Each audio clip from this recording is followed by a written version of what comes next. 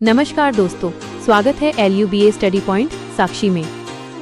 आज हम political science BA third semester western political thought का एक बहुत ही महत्वपूर्ण प्रश्न समझने जा रहे हैं। प्लेटो का आदर्श राज्य एक काल्पनिक, बहुत ही व्यवस्थित और नैतिक रूप से संचालित राज्य है जिसे उन्होंने अपनी प्रसिद्ध पुस्तक रिपब्लिक में प्रस्तुत किया है। इसकी मुख्य विशेषताएं निम्नलिखित हैं। 1. न्याय, जस्टिस इन आइडियल स्टेट। मूल विचार, प्लेटो के लिए न्याय का मतलब आज के कानून या अदालत से नहीं, बल्कि नैतिकता, मोरालिटी या कर्तव्य परायणता से है। सरल अर्थ, न्याय तब स्थापित होता है जब हर व्यक्ति अपने निर्धारित कर्तव्य, जो उसके स्वभाव के अनुकूल हो, को पूरी ईमानदारी से करे और दूसरों के काम में हस्तक्षेप न करे। उदाहरण, एक कारीगर केवल अपना काम करे और शासन के मामलों में दखल न दे। 2. राज्य के 3 वर्ग, 3 क्लासेस ऑफ द स्टेट। प्लेटो मनुष्य की प्रकृति के अनुसार राज्य को 3 वर्गों में विभाजित करते हैं। ये वर्ग मिलकर राज्य को चलाते हैं। क्रम, वर्ग का नाम, मुख्य कार्य, सरल भाषा में।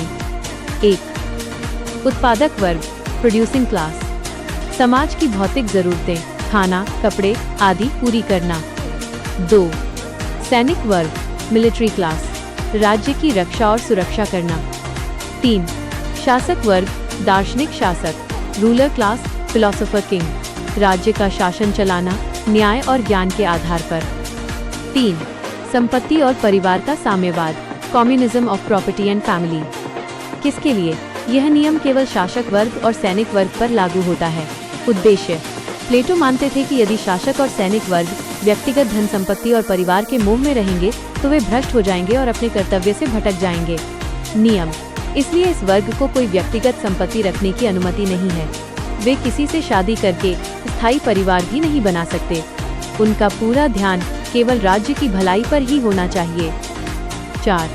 शिक्षा का सिद्धांत, थ्योरी ऑफ एजुकेशन। महत्व, प्लेटो शिक्षा को सर्वाधिक महत्वपूर्ण मानते हैं क्योंकि ये दार्शनिक शासक फिलोसोफर किंग तैयार करने का आधार है। प्रक्रिया, एक सुव्यवस्थित और लंबी शिक्षा प्रणाली होगी जो व्यक्ति को 35 वर्ष की आयु तक शिक्षित करेगी ताकि वो शारीरिक, मानसिक और नैतिक रूप से अपने कर्तव्यों के लिए योग्य बन सके।